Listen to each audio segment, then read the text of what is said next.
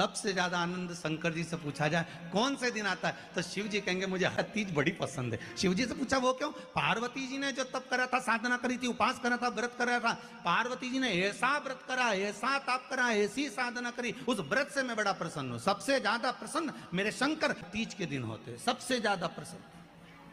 और माताओं से निवेदन रहा है, बार बार कहते हैं, आप अगर तीज का व्रत नहीं भी करते हो तो भी 5-6 वृक्ष की 7 वृक्ष की पत्तियों को तोड़कर तीज के दिन शंकर भगवान को समर्पित कर दो, शंकर जी उस व्रत को स्वीकार कर लेते हैं, इतने प्रसन्न हो जाते हैं मेरे दिल। शिव की प्रसन्नता है तीज का। थोड़ा ध्यान लगाकर सुनना, हरतालिका तीज शिव महापुराण की कथा ही नहीं, आप जो तीज करते हो, हरियाली करो चाहे सातुड़ी करो, उस तीज की महत्वता क्या है, इस हिंगोली की शिव महापुराण की कथा में अपने को समझना है कि उसकी मूल तत्वता, उसकी महत्वता है क्या, उसका महत्व क्या है।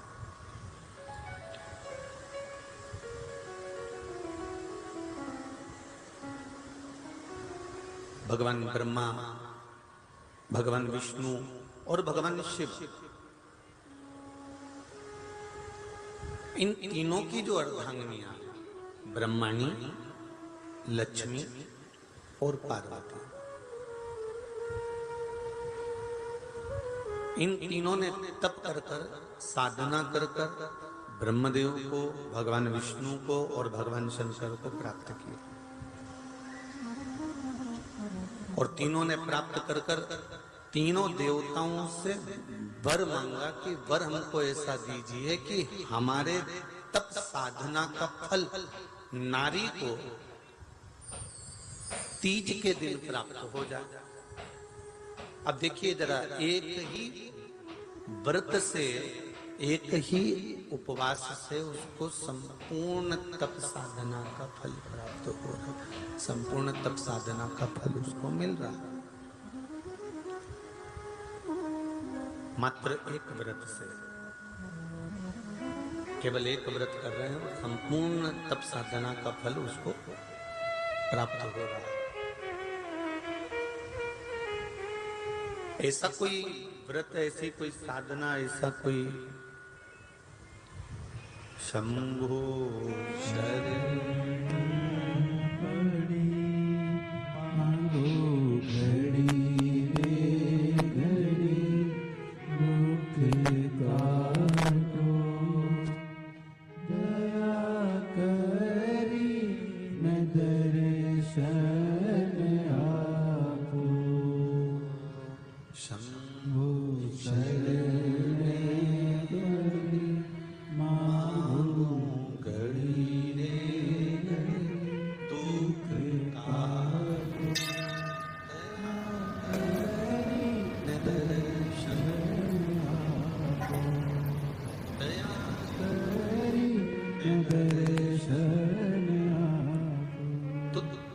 ब्रह्माणी ने ब्रह्मदेव से मांगा, लक्ष्मी जी ने भगवान विष्णु से मांगा, पार्वती जी ने भगवान वर दे दीजिए जिस वर से एक ही व्रत करने से संपूर्ण फल की प्राप्ति हो जाए, संपूर्ण फल मिल जाए, ऐसा एक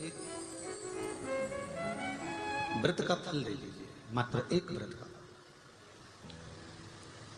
अब देखिए, हरियाली तीज करने वाली माताएं थोड़ा ध्यान से सुनना।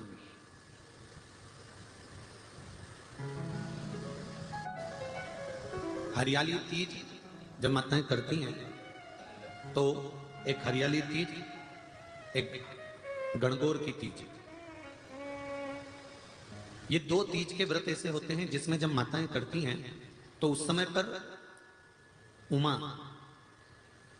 ब्रह्मणी और लक्ष्मी, इन तीनों की आराधना का फल उसको केवल एक व्रत से प्राप्त हो जाता। अब देखिए दूसरा, सातुड़ी तीज।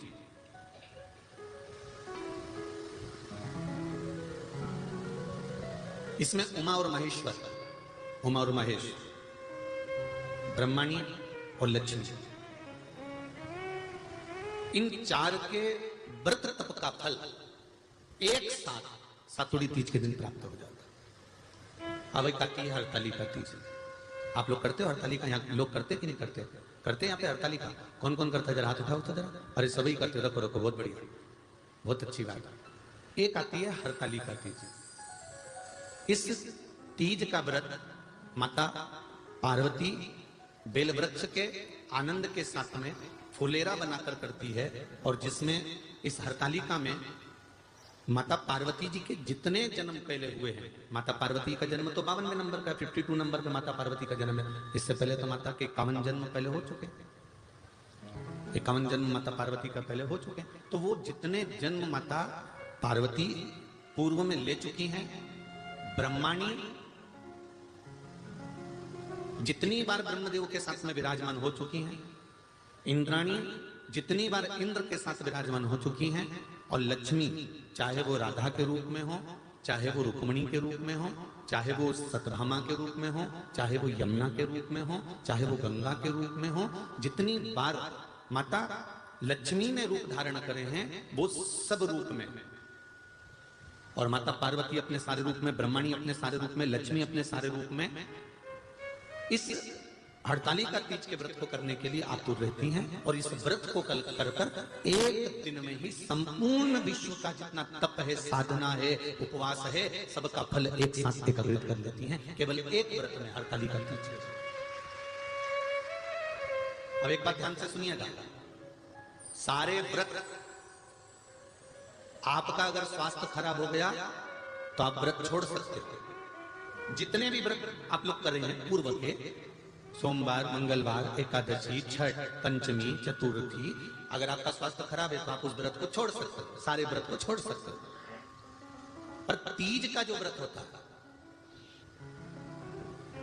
हरतालिका जो व्रत होता है, ये व्रत एक बार लेने के बाद जब प्राण छूटते हैं तभी ये व्रत समाप्त होता है, अन्यथा बीच में ये व्रत समाप्त नहीं। ये व्रत समाप्त होता ही नहीं। अगर शरीर से नहीं बनता कि अब हमारी अवस्था हो गई, अब शरीर से नहीं बन रहा है, तो भले एक पहर की पूजन कर कर, एक पहर का नियम धारण कर कर, एक पहर का स्मरण कर कर, एक पहर का पूजन कर धारण करो, और उसके बाद में भले आप थोड़ा सा जो भी आपको लेना है वो कर लो, पर इस व्रत को करना ही पड़ता है। इस व्रत का नियम ही यही है। इस व्रत पार्वती मैं तुम्हें प्राप्त हुआ हूं, यह हरतालिका तीज के व्रत का फल है। शिव जी कहते हैं, पार्वती जो नारी हरतालिका तीज के व्रत का स्मरण करती है, फुलेरा जो बांधा जाता है उसमें 5 माला से ज्यादा माला लटकना चाहिए, 5 से कम नहीं। कितनी?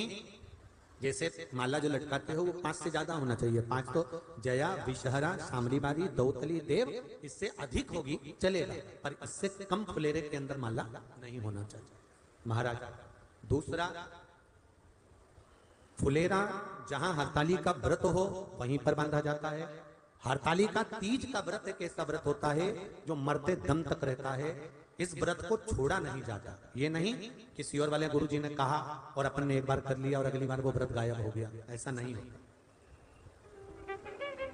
हरतालिका तीज अखंड सौभाग्य के लिए, वंश वृद्धि के लिए, कार्य सिद्धि के लिए, और कुंवारी कन्याएं उत्तम वर प्राप्ति के लिए, आनंद सुख के लिए करती हैं। ऐसा नहीं है कि केवल स्त्री ही करती है। जब नारी किसी कारणवश व्रत नहीं कर पाती तो पुरुष इस व्रत को धारण करते हैं। 30 अगस्त को, यही 30 तारीख को, कल 29 है, परसों 30 तारीख को हरतालिका तीज रहेगी। आप सब अपने हृदय से, मन से इस व्रत को कर कर अपने जीवन को सार्थक बनाइएगा। जो करते हैं, कितने लोग करते हो जरा हाथ उठाइए हरतालिका तीज। इतने सारे करते हो, अरे बाबा कर लो, प्रणाम प्रणाम, आपको बहुत बहुत नमन करता हूं, बहुत बहुत सारा। फुलेरा बांधते हो? नहीं, अब की बात बांधना। मंदिर में करते हो तो मंदिर में, घर में करते हो तो घर में। फुलेरा वंश की वृद्धि करता है, फुलेरा अखंड सौभाग्य देता है, फुलेरा मन की कामना को पूर्ण करता है। जो बेटियां जिनका विवाह नहीं हो रहा हो या बेटे जिनका विवाह नहीं हो रहा हो, वो 7 स्थान पर कहीं फुलेरा बंधा हो तो फोन लगाकर पूछना कहां बंधा है, वहां का दर्शन करना, एक फूल में हल्दी कुंकू लगाकर शिव जी को चढ़ाकर फिर वहां से जाना। 7 स्थान के फुलेरे का दर्शन अवश्य करिएगा। जो व्रत नहीं करते हैं उनसे निवेदन है, कहीं हरतालिका हो रही हो तो वहां बैठकर अगर भजन हो रहे हो तो थोड़ी देर भजन गाने चले जाना। अपने मोहल्ले में, कॉलोनी में, सोसाइटी में कहीं हरतालिका तीज का व्रत हो रहा हो तो 2-4 मिनट जाकर दर्शन जरूर करना, जिससे भोलेनाथ आपका खंड सौभाग्य करे और आपके मन की कामना पूर्ण करे।